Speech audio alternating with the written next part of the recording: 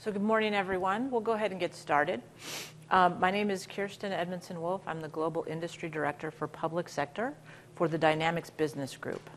So in Dynamics, we have decided to focus on industries, and we've created an industry marketing team inside corporate to specifically help us build solutions and drive software into specific industries: public sector, manufacturing, financial services, professional services, and retail.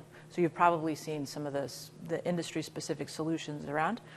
I represent the public sector team, and I have a team of people that are helping us to build solutions, work with the product team, work with the sales teams to make sure that we do as efficient and effective a job as selling software into public sector worldwide, AX and CRM in particular.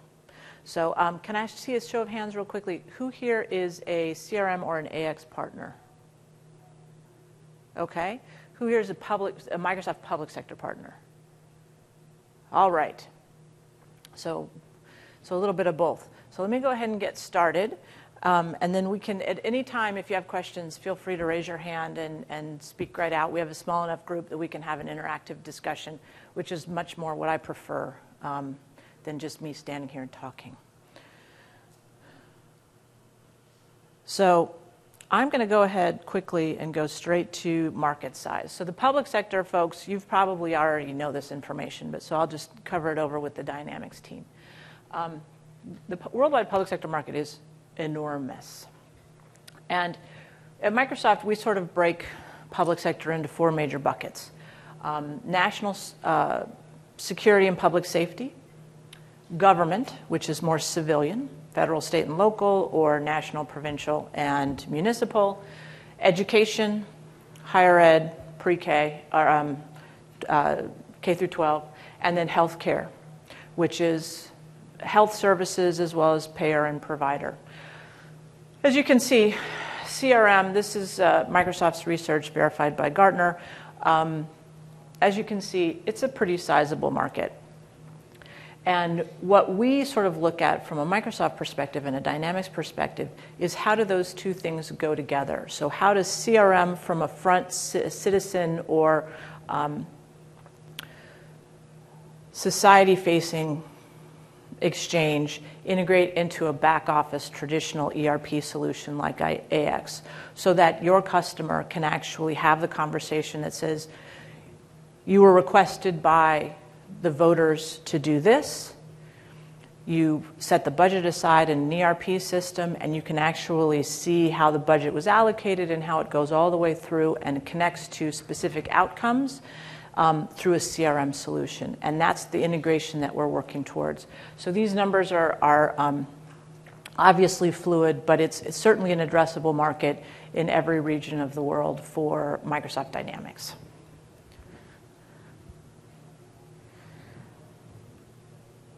And let me quickly go through sort of the major drivers. So in government right now, you're seeing, and it's actually in all three areas, public funding for activities in government, education, and healthcare is shrinking. The initiatives are to do more with less. None of this is revolutionary. We all are citizens of some country, and we all feel this as voters and taxpayers. But what it's forcing government to do, what it's forcing education to do, and healthcare organizations to do, is to fundamentally look at how they spend money on IT. In the 90s and in the early 2000s, it really was spend as much money as you can. The bigger, the shinier the object, the more important IT is. And we're showing our citizens that we're actually investing in technology to make their lives better. Well, can't do that anymore. And the business side of government and education and healthcare is really looking at what are we spending on and what are the outcomes that are being impacted by our investments in IT. That's where they are looking to go. They're starting to move in that direction now, and they're looking for the business decision makers in public sector are now much more influential and have budgetary control more budgetary control than they've ever had in the past. And so IT is an advisor in these decisions and is no longer front and center in making these decisions, which is a fundamental shift in the last 5 or 6 years. We're also seeing this sort of, you saw it in Steve Ballmer's presentation. You'll see it tomorrow in Laura Ibsen's presentation. You've heard it from Kirill and Neil and Fred and Christian and Wayne. There are 4 major trends in technology, and public sector is not immune to these trends. It's about mobility, it's about social, it's about big data, and it's about cloud. These trends are directly impacting government and the way government interacts with its citizenry. They're directly, in fact, education, I would say, is one of the leading industries in driving especially social and mobility.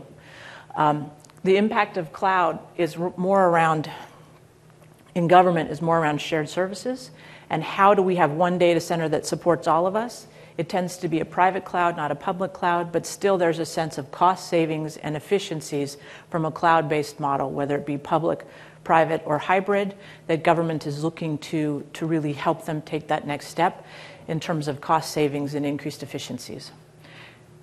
And one of the big data is another one, right? They have all this data, they don't know what to do with it. They do know that they can make better decisions if they understand what they have in their systems already.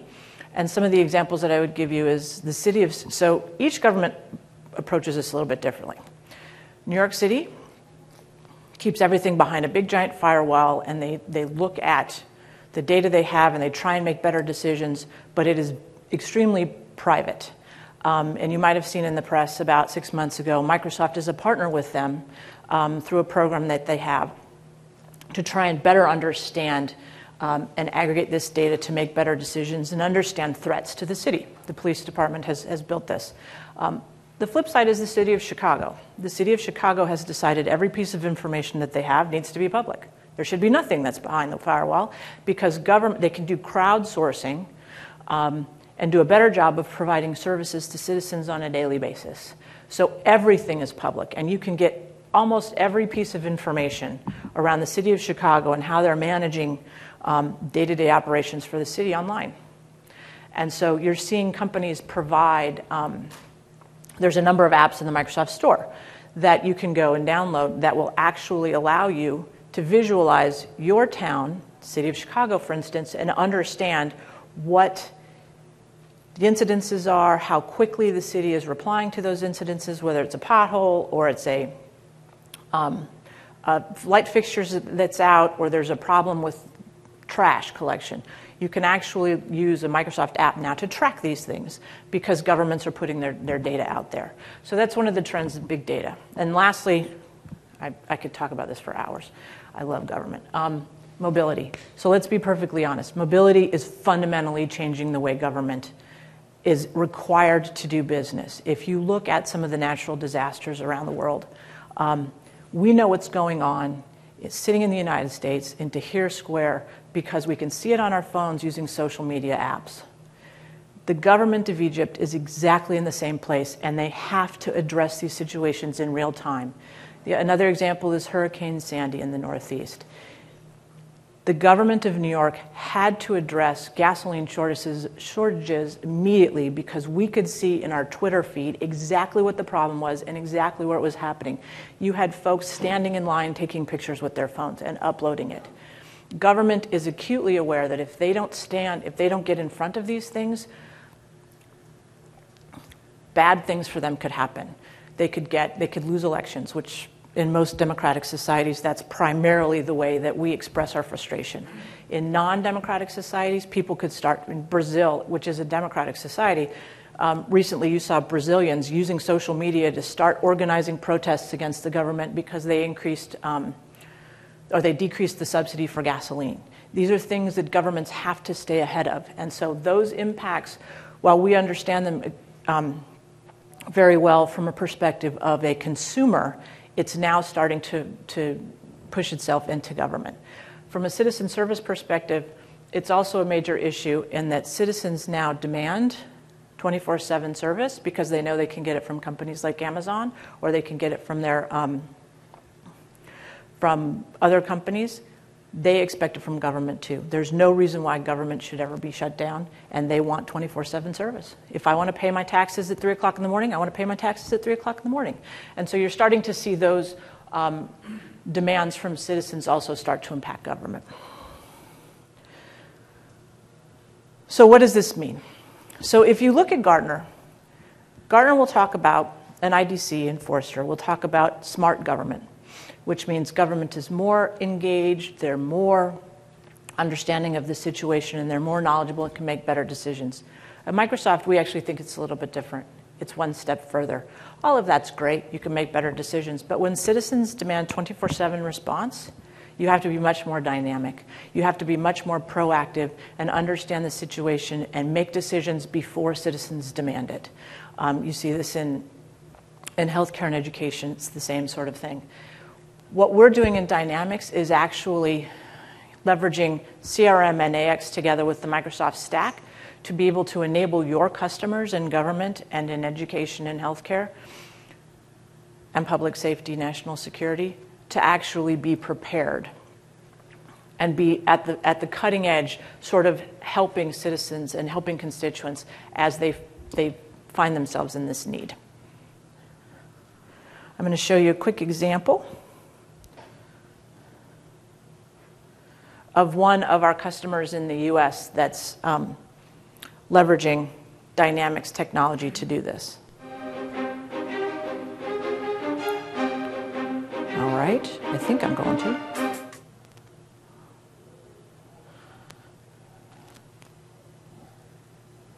Oh, heck.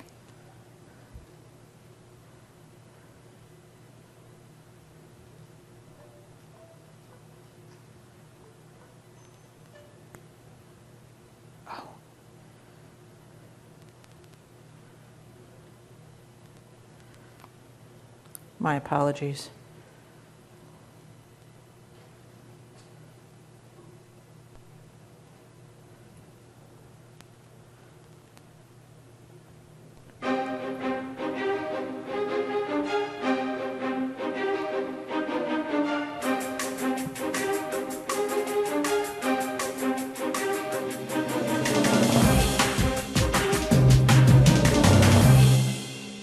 The history of IT in the Commonwealth, it really goes back to pre-Y2K.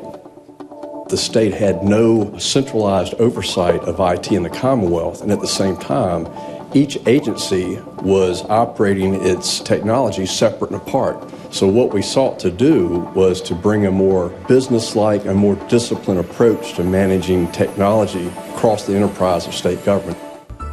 If you can share services among the agencies, you increase efficiencies and uniformity, which is why the state began to move down the path of shared services. The agencies are now able to focus on the business of their agencies. The platform is a development platform. It lets us build solutions while taking advantage of what I like to call the Microsoft stack. One of the reasons we're really excited about the CRM platform here in the office is because we saw it as a way that you could very rapidly develop solutions to business problems. We established that platform at a statewide level so that anybody here in the state can use it, and if they have a problem in their agency, they can reach in and grab that tool that's in our central platform and use it to solve a business process problem. It's allowed us to take that next step to truly moving away from paper processes in a way that actually works. It is in our environment, it's readily accessible, it's user-friendly, and they can just pick it up and run with it. Not a lot of development is required, and they can rapidly solve their business problem. The State Board of Elections is responsible for conducting and monitoring all elections in the state of Virginia. We don't have dedicated HR resources, procurement resources, inventory resources, so we've turned to CRM for those solutions. For our most recent filing deadline, we had over 1,400 campaigns and political committees file electronically with us through our Microsoft Dynamics CRM implementation. Prior to our locality management system, we had multiple Excel spreadsheets and Access databases that were outside of the control of the IT department within our agency. Through that system, all of our staff are now able to easily access all 134 localities' information. We have been able to reduce our staffing requirements by 2 full-time employees, as well as eliminate our outside contract for additional support services. There's things that government does every day but are so difficult to automate in an economic way. That's what CRM has done for us. So now we have this common, reliable, secure IT infrastructure across the enterprise of state government. So obviously that enables government to use technology to do the business of government in ways that we couldn't have previously.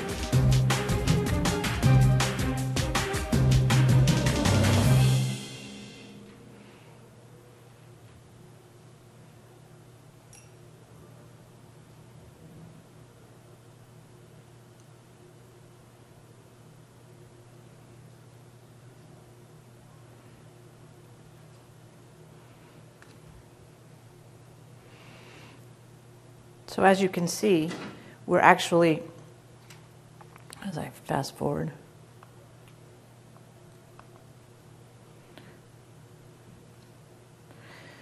getting to dynamic government now.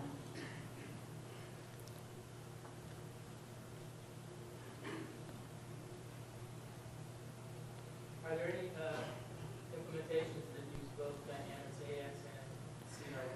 Actually, if I can get this to resume. Yes, and I'll get one of our success stories is there. This is very odd.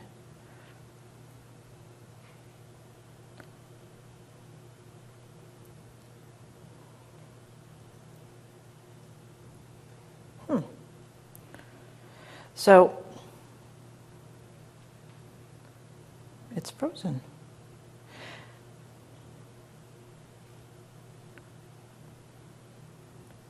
There we go.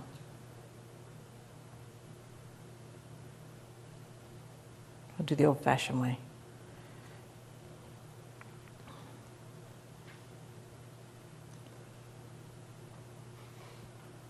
My apologies, I'm still learning Office 2013. So let me get to that example in a second. So one of the reasons Dynamics has actually purpose-built its solutions for government. We've got workloads in AX and in CRM that are specifically for government around contractor management, forecasting, budgeting. Within CRM, we have accelerators for citizen service, licensing and permitting. We've actually integrated CRM and AX for grants management out of the box. So it's one of those things that, and I'll show you the Codeplex at the end that will allow you to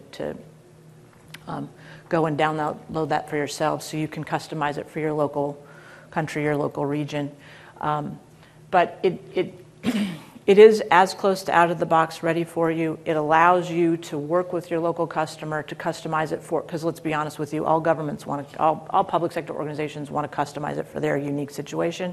So we've gone as far as we can to provide the basics for you for public sector, but it allows you the flexibility to go ahead and customize it for your customers in your local jurisdictions. Because of its integration with the Microsoft stack, it has the UI of Microsoft, it has the same business processes as all of the Microsoft software, it integrates with Outlook, it integrates with all of the Office software, SharePoint, Windows 8, we have apps for it. We actually have an app store for government that we're rolling out, slow rollout over the next few months. It empowers your workers immediately. So every government organization, every public sector organization will get into CRM or AX, and it will be a perfectly known environment. So they get up faster, they're productive quicker. It's one of the things that allows us, it allows our customers and your customers to be much more productive and dynamic from day one rather than the training and everything else. It is, because it's end-to-end, right? It goes from back office all the way. CRM is now on a mobile environment. It actually connects constituents internally as well as externally. So it is one of the, it is a true end-to-end solution. It does not require significant integration. investments, either from us or from you. It allows you to specifically work on building the relationships with the customer and supporting their needs much more efficiently and effectively. And it's an immediate improvement of citizen services. Citizens can actually, because they're comfortable with the Microsoft UI, they can immediately start engaging with you and understanding exactly how they play a role in what the government or the public sector organization is trying to do. So this is there's 3 case studies, and I'll point the one out that actually is using CRM and AX integrated today. This is a shared services example from the UK. There were 2 district councils that got together and they realized they could save more money by they created a company, a private company. It's a public-private partnership. They created a private company that actually manages their IT for both of them. And in the UK, the situation is such that they can then, working with a local partner, they can then actually sell services to other district councils. We're seeing a trend in this, that government, because of the unique requirements of government around compliance and other identity access management issues, governments are setting up their own hosted environments or their own private clouds. They can resell services to other local governments, and this is one example. And East Lindsey District Council actually saved a significant amount of money on just IT operations by going this route. They are AX, and they manage their entire financial services, financial management in an AX environment.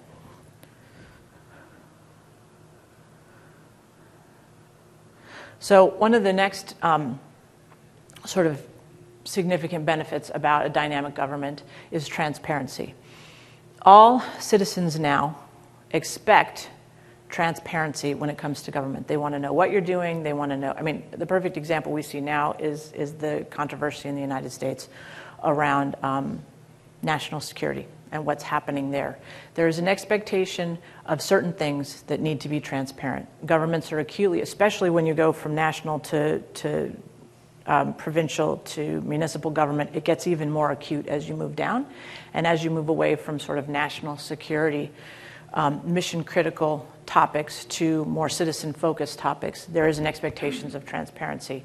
And citizens demand it. And government, healthcare, within the laws, the privacy laws of each country, and education in particular, they will expect it, and government and public sector organizations need to respond.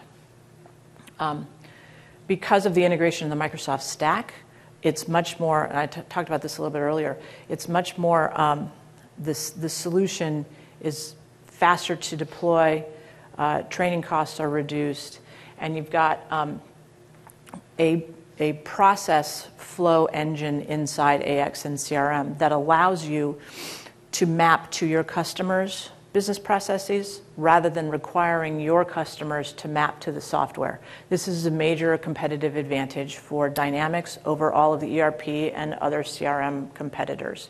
The flexibility in the solution will actually allow you to enable your customers to create a very streamlined workflow that maps to what they're already doing. It increases productivity, it increases adoption, and it actually increases time to value. We've already discussed the potential for shared services, and because, as I said earlier, we've created workflows within the solution, it is much more out of the box and requires a lot less customization than other products and other solutions out there. So this is the customer I was referencing earlier and the question about who's using CRM and AX together. Biscay is a province in Spain. They were looking for a solution that allowed them to, there was a situation there where they wanted to be much more supportive and connected to the constituencies, and they wanted to be able to prove outcomes. So you gave us this money and we took it and we're going to spend it on something. And the citizens said, no, we want to know what you're spending it on. And this is one of the more dynamic governments that we work with. And so what they basically did was connect CRM and AX so that every time they've spent money on something, they can turn around and say, and this was the outcome that we achieved from it. It's one of our One of our most successful cases, I have to say I'm really excited about their success. They have significant response in terms of citizen satisfaction with government. Their response times are significantly lower in terms of providing services quicker and more effectively. And they've been able to manage their budgets a lot more effectively because they know where the money is going and they actually can apply it to what the citizens' needs rather than wasting it. How big is that government, Todd? 119 city councils. So 119 city councils, all using AX and citizen services through CRM. Population-wise? It's over 1 million, I believe. They recently won the United Nations Public Service. They finished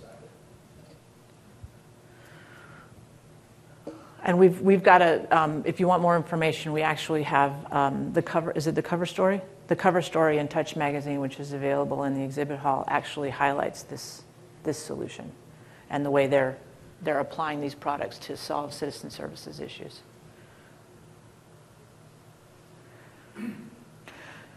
So lastly, and one of the main benefits of the Microsoft stack is it's focused on the people.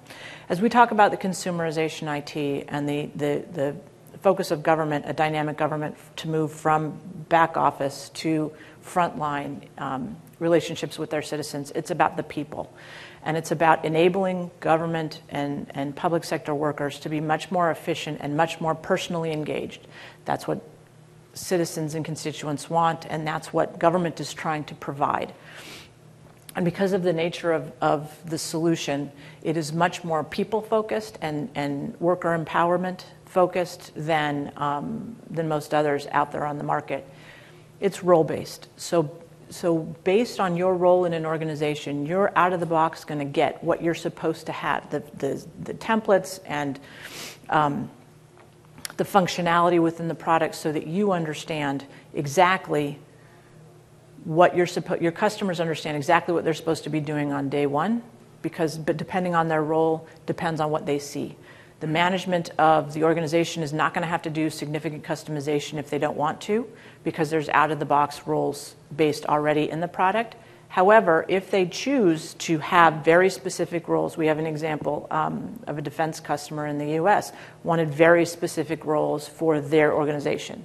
They had specific titles, they had specific functionality, they had specific process flows, and so the team was able to adapt the product set to meet their needs rather than build the templates or use the templates that were in the product out of the box. So the flexibility of it allows a much more customization based on the organization, based on the individuals in it than others. But at the same time, it is the entire CRM and AX are built on that concept of role-based functionality.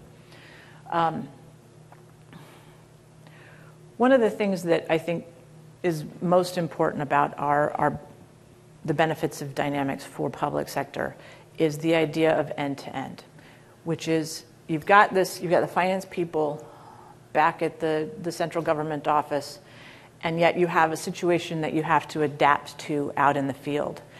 And you can take that customer, that sort of user interface, that customizable role-based approach, whether you're sitting at your desk or you're in the field on your cell phone, or you're in the field on your tablet, that we've actually created this end-to-end environment so that the individuals in an organization can be much more proactive and much more supportive of the situation in the field.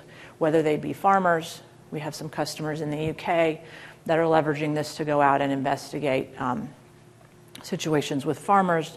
We've got some examples of police forces using this to go and to investigate situations on a tablet, and it connects it all the way back to the central government so that you can or the central office, so that you can really enable your people to be much more directly impactful when they're on the ground in the field. Yep. Quick question. You mentioned that it's role-based. So from a partner's perspective, are there any kind of call them deployment guides that help those role-based experiences into customers? Because that would effectively talk to the marketing side of things. Yes.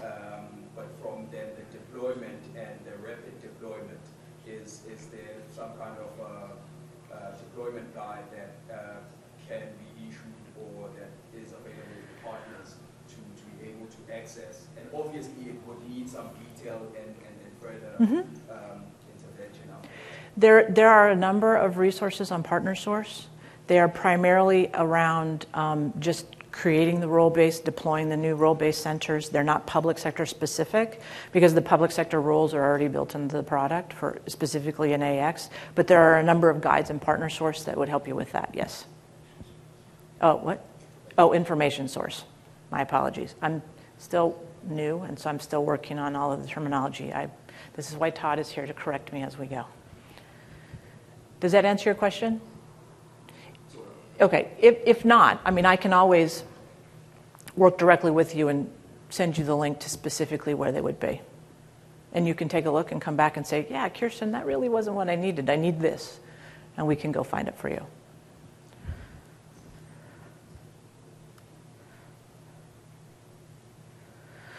So one of the other examples, I think this is one of my favorite stories.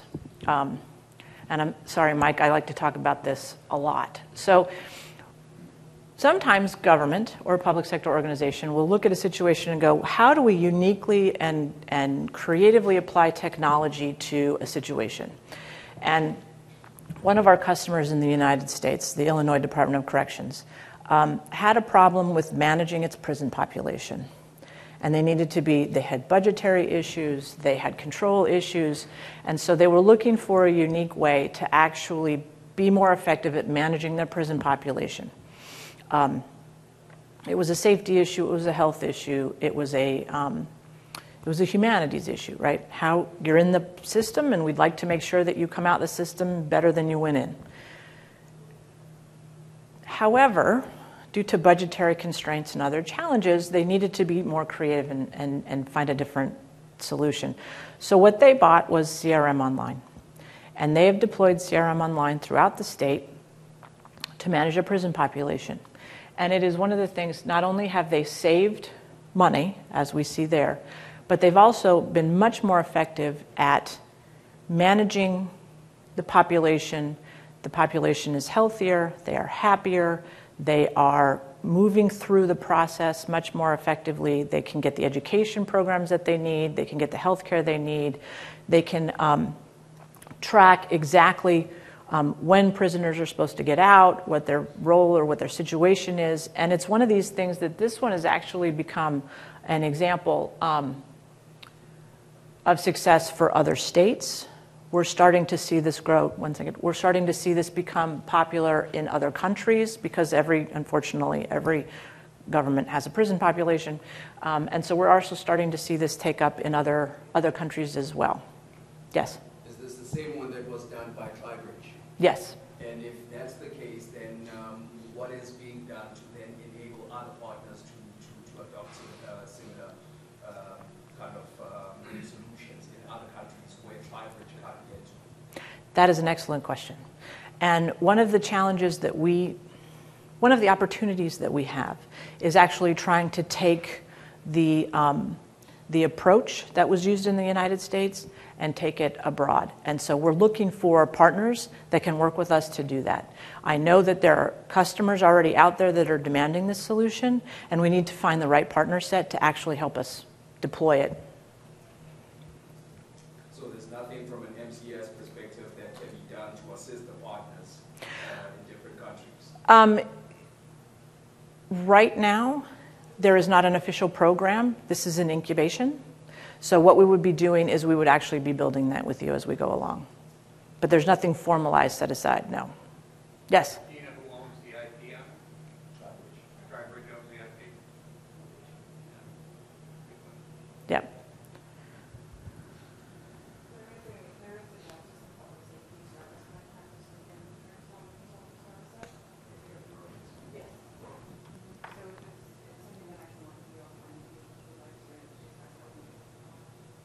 So let me introduce Ariane Davis. So I work in the BG, and Ariane is in the Worldwide Public Sector Organization, focusing on dynamics. So sort of the marketing effort and the sales effort. So between the two of us, we can find that answer for you.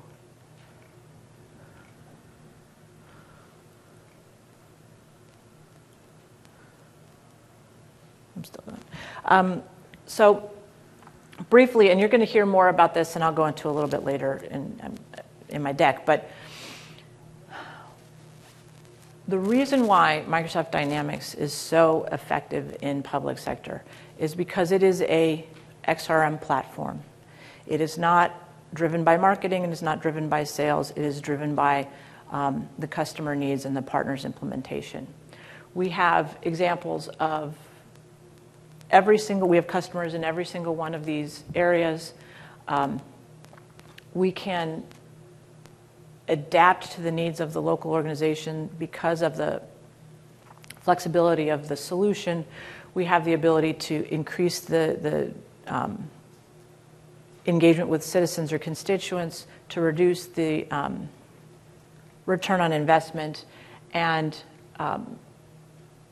really to enable our customers and your customers to be more efficient and effective in a much more timely manner. We also can help them, I like to say, jump the shark, whereas they can more directly, more quickly become a dynamic government and show their value much more quickly. But our major areas of focus that we can make available today are around fund accounting and budget control, justice case management, which is what we've talked about, contractor relationship management, grants management, citizen service, licensing and permitting. A couple of these we've already built, and they are in CodePlex for you to download today. Specifically, grants management is an integration between CRM and AX. That is actually Microsoft's IP, so it is something that you can go and pull down and manage today. We also have, and let me get to that actually, let me just go there.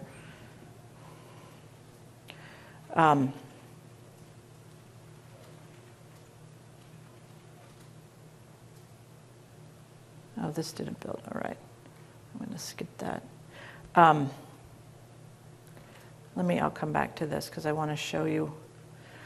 So we've got, and I'm going to send this out. You all have these links. But we've got a couple of places where you can go and get justice case management. We have one solution that's actually on CodePlex that's criminal investigations, that Microsoft owns the IP. And you can get it from CodePlex. Same with grants management. Citizen service also is on CodePlex. Microsoft owns the IP. These are things that we've deployed in the United States as solutions. There's a couple of them. Citizen service in particular has been deployed in other countries and adapted in a couple of different places. So those are the three in the middle. We've got, the top one is actually an innovation location where all of the it's a worldwide public sector site where they've got all of the solutions that you can go and look at, which focuses on sort of the integration within the Microsoft stack. And then the bottom one is this CRM app store that the U.S. public sector team has built for cities. It's called Dynamic Government. They're apps that cities can go in and buy and download and leverage. The target audience there is small and medium-sized cities. But I think it's pretty cool, and I would encourage you to go visit it, because it is one of those things that I think this is how government's going to start consuming certainly apps and IT integrations going forward. But the last thing I want to talk about really quickly is CityNext. So you're going to hear a lot about it for all of the public sector partners. You're probably going to hear it tomorrow in Laura Ibsen's keynote. For the Dynamics partners, I would encourage you, and I'll give you the time in a minute, I would encourage you to go listen. What the Dynamics team and the Worldwide Public Sector team have done is we've partnered up to create this program that integrates CRM and AX into all of the 9 major solutions for cities worldwide.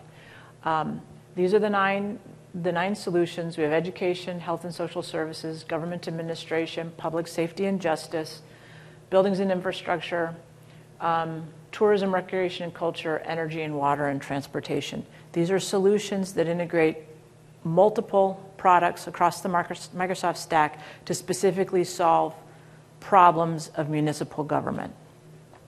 I'm not going to go into too much detail because I don't want to step on her announcement, but I would encourage you to go see it tomorrow.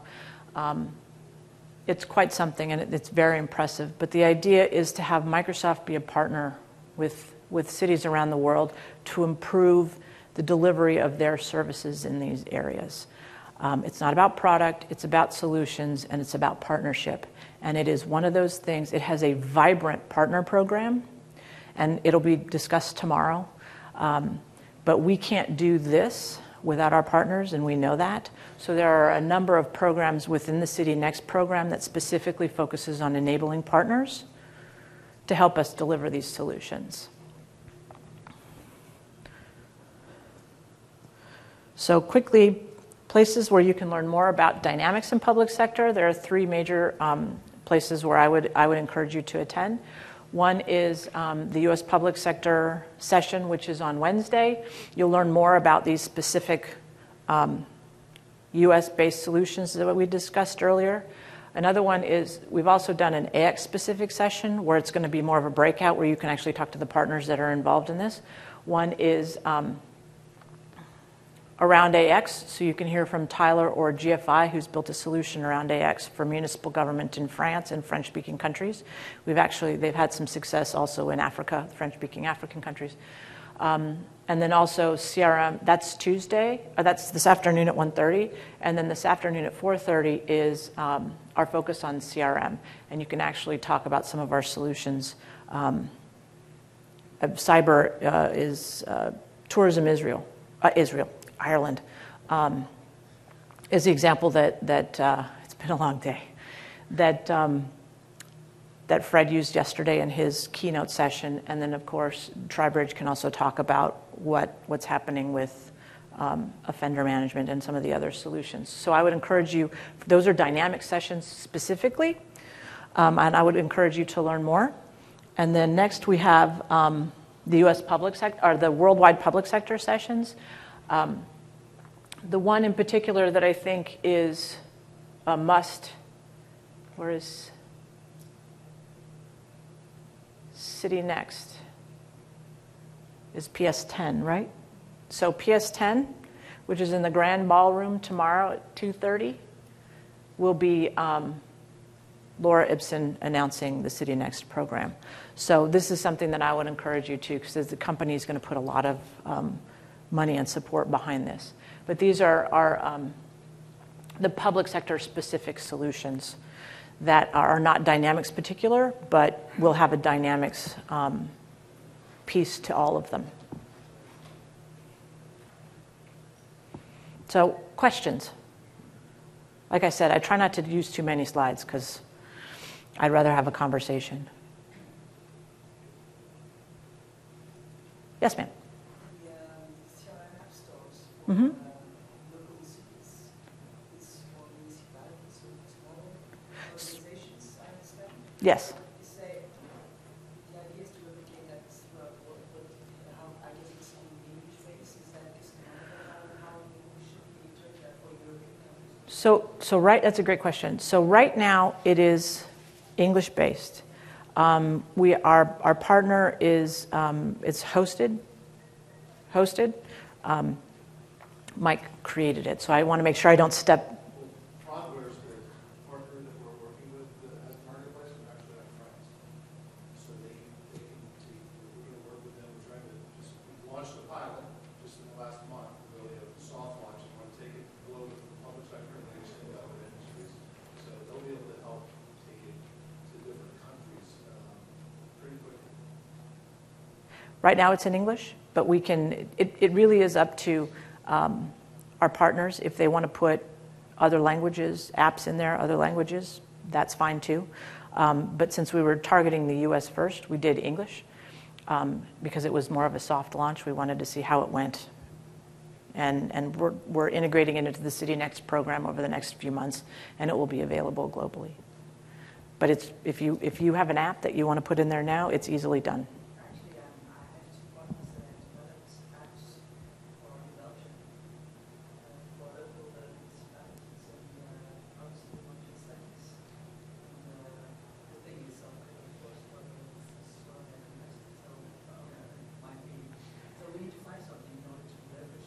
Okay. Well, yeah, let's continue this conversation because I think what I've learned over the last couple of days is we actually have a lot of you have built apps that you're leveraging in your local countries, and it's more of just collecting them and making them available than it is creating them. And that's one of the great things about public sector is that we have such a vibrant public sector partner community that it's staying ahead of it rather than creating the buzz. So let's talk later and see how we can do that. Yes, sir.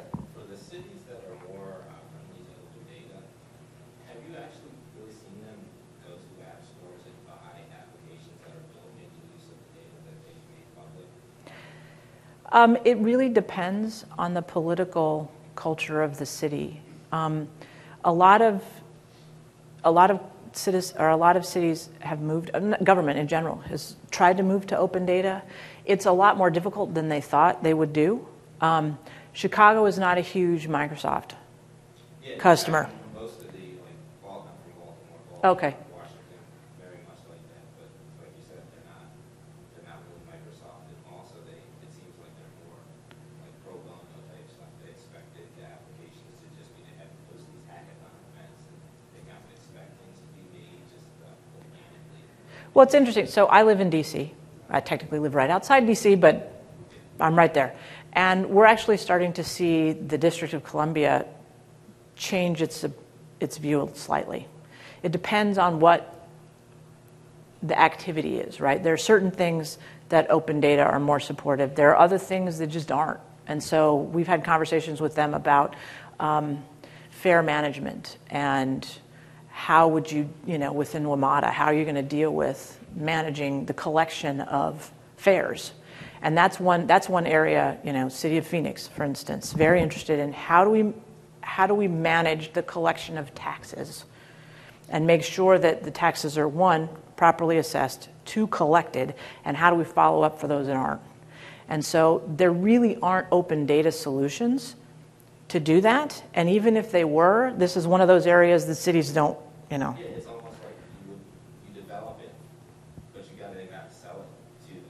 Yeah. You have to make them aware of it. So it depends on the topic, right? There are certain things, citizen services. It depends. Politically, they might want to go open data or open source, but with mission critical stuff that has to do with money or has to do with specific topics that citizens don't really want to be public. They want to have a one-on-one conversation with, like, social services, for instance, or benefits, retirement benefits. If you're a retired civil servant, they don't want that. They want that one-to-one conversation with whoever it is in government that's supposed to manage that. Those tend to be much more Microsoft focused. That's where we have better success. Other questions, points, comments, challenges? Please feel free. Can you speak a little more in detail about when you say the Illinois Corrections Unit is following, they're managing their prison population? What specifically are they doing? Are they monitoring their health, or what are some of the inputs to the CRM system? I can talk about it, but I won't get nearly as detailed as you. It all originated. Managing health for a second, Yeah, it actually all originated by the fact that a few years ago they released a couple hundred prisoners that, based on faulty calculations of the prison census. So the governor and the secretary of corrections were on the front page of the paper every day, and they were on the hot seat. And so we went in and did some discovery and actually walked through the entire, as we know, talking education life cycle of a student, but it was intaking of those prisoners and their records, managing them, their census calculations, and their movements within the prison, and then all the way through notifying victims upon their release. So it's really the entire management of the prisoner in their system all the way through, even as on parole, and their parole management system. So it's all being leveraged by Dynamics CRM Online. About 5,000 employees throughout the Department of Corrections and all of their centers. So we are replicating that around the U.S. And the interest of taking that globally, I think that there's plenty of ideas that we can help with to take that globally. And the way we look at it from a corporate perspective is it's case management, right? Each individual is a case. And so it doesn't need to be the specific Tribridge IP. It's around building IP for case management. And you can, whether you want to do a prisoner or you want to do a child, or you want to do, that's in the system, or you want to do an elderly person who's needing benefits or health care. Or, one example we have is Veterans Administration.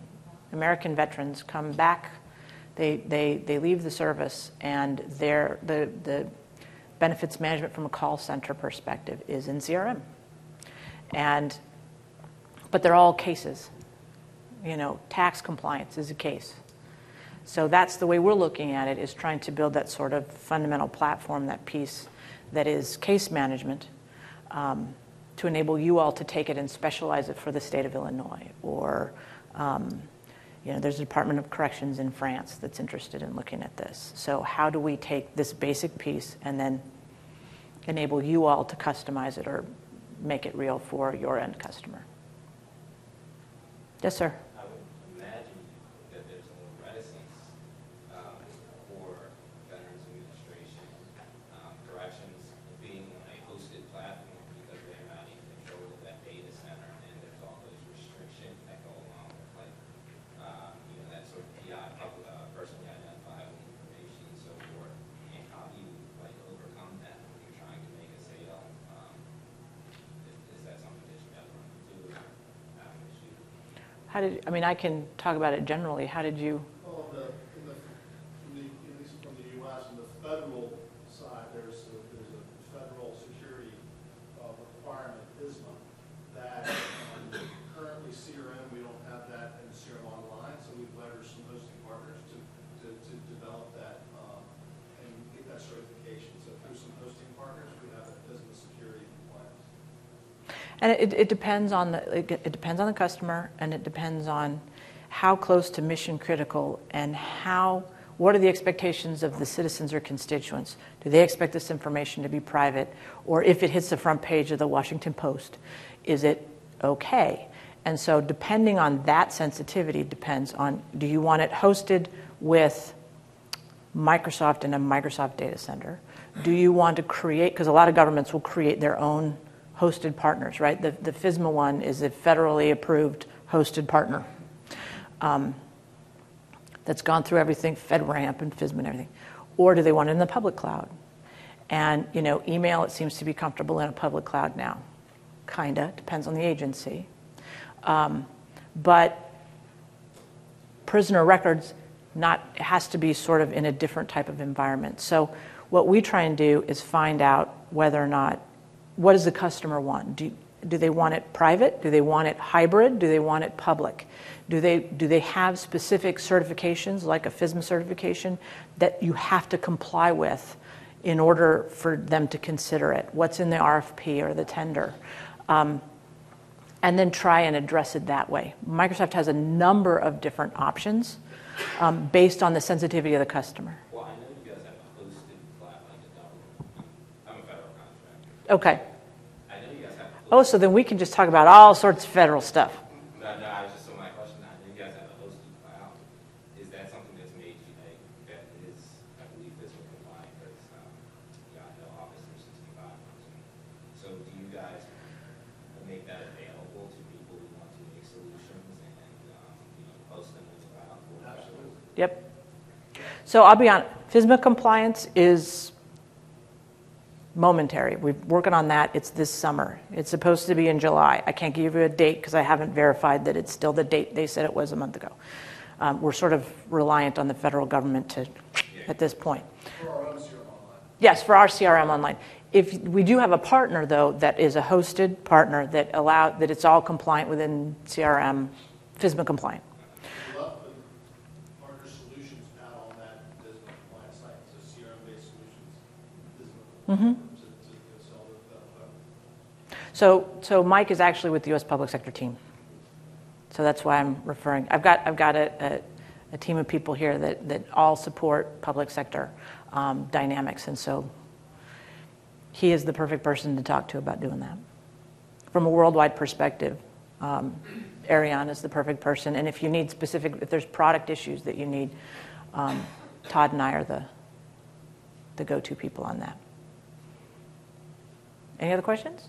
Points? Clarifications? Arguments? Your hometown, by the way, you said Baltimore. Yeah. Because your hometown's been hosting GP actually for the last 5 years. So their entire financial systems for the city of Baltimore are being hosted by a partner for us for GP. Well, Baltimore certainly willing to have much things. Yeah.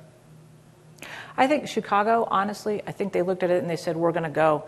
They looked at the rest of the cities. Whatever New York does, Chicago's going to do the exact opposite. And they're the only city I know in the United States that's decided to put everything public. I don't know of any other city that's tried to do that. Philadelphia, I think, is trying to go that way as well. Are they? It's an interesting approach. Just a follow-on question on that hosting capability, which would be by the government or government-chosen entity. Do they then have to follow that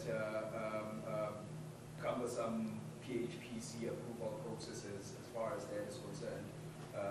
Or is there another process that is then followed for government customers? Because it would essentially mean a private cloud, but this is a specific partner chosen by the government through a certain process. So it would depend on the country and depend on the partner. But the way it's worked in the U.S. and the way we're doing it in certain European countries is the relationship is between the government and the hosting partner, and they decide what are the requirements, the compliance and other requirements to make this hosted environment compliant with whatever government regulations there are, and then we work with that partner to make sure that the product fits. This is the way we did it with the partner in the U.S., fits into that environment and is accessible to the government customer. And just off the cuff, the most recent one, how long did that process take between the government, the customer, as well as Microsoft? Took about, this is before I started, so I'm not really sure. I'm not sure. I don't think it was more than a few months. Yeah. But again, so here's the challenge. With the FISMA compliance for CRM Online, for instance, a lot of this has to do with how quickly the government can respond to our hosted partner as well as to Microsoft. So in the UK, we're working on compliance issues there with the G Cloud. Our challenge there is the British government is a little bit slower, and it's also the summer, in responding. We have submitted all the paperwork, and now they have to audit us and come back and say, yes, you're done. So that process is taking longer than we had anticipated. But the partner in the U.S., I think it was certainly less than 12 months. I think it was 6 or 7 months. It wasn't onerous. And it's something that the business group, because we had to get business, product marketing, product management involved. When I started this conversation, I said there are 5 industries that we're targeting. One of them is public sector. For CRM, public sector is the number 1 industry that we're targeting. So that if we work together and we find a specific situation where we need to get CRM online in a hosted environment, and here are the 4 compliance issues, and this is what I need you to help, we've got the business group behind us to help us get there, because public sector is a focus for Dynamics in FY14, especially in CRM. It's always been there in AX, but in CRM, it's the largest industry that we have in CRM. Yep. You say that you're getting certification for the online environment from the British government. Yes.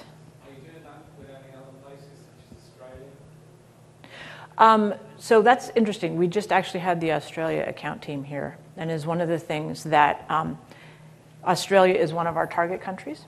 So at this time, we believe we have a partner that we can be compliant with through. The data centers open in Sydney and Melbourne in the fall. Ariane? The data centers in Australia? Not for CRM. But they're Microsoft data centers. Correct. Okay. Yeah. So we're working towards, the challenge with Any country, is most of them require data residency. And so when we have, in countries where we don't have data centers, we can't do data residency. We don't have them in Australia yet, so we have to work with a partner. But let me get an answer for you in terms of where we are with that. And I just need to get it from the Australia team because they're leading that effort. Most of these efforts are led by the local team, the local dynamics team, and the local public sector team saying you need, We do have some countries, Canada's a good example, where we have Bell Canada is also a data center for the federal government. Australia, we do have a couple partners who meet the in-country requirements for the government of Australia. So we do have some partner scenarios in which we can leverage from an in-country perspective if there are specific requirements that we do have to meet. It's not 100% across the board in terms of from a country perspective, but there are some I'll say interim solutions that we can work to arrive at. Yeah, we're doing a lot of work with government. We just keep bumping into the objection from some agencies that they don't want to put their data in Singapore. We understand that. Some are quite happy to do it. It's actually changing a little bit there. It's getting easier to get them to put their data. But at the moment, we've got to go through Parliament. Well, let's follow up after this and sort of help you with that because you're not the first person that's brought that up. And it's not just Australia.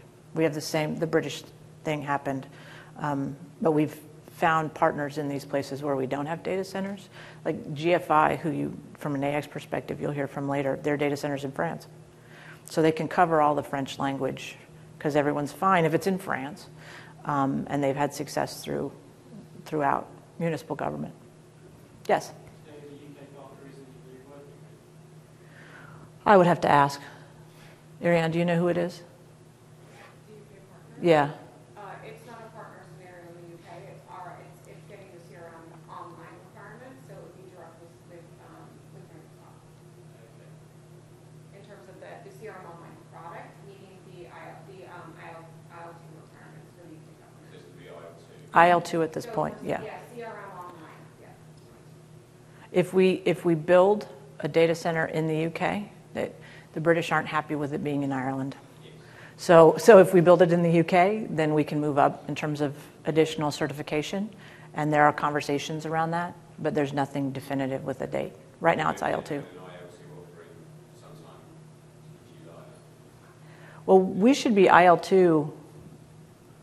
I mean, right now we're just waiting for the audit report to come back saying you are or you need to fix these 3 things. That's where we are with IL2. IL3, we'd probably have to find a hosted partner with data residency in Great Britain. All right, any other questions? And so, please fill out your evaluations. I've been asked to do that. You can find it either on WPC Connect or if you downloaded the app, it's in the app. And if you have any questions whatsoever, Kirsten Edmondson-Wolf, and I'd be more than willing to continue these conversations or make the connections appropriate so that we can continue to grow the business and public sector. All right? Thank you, everyone.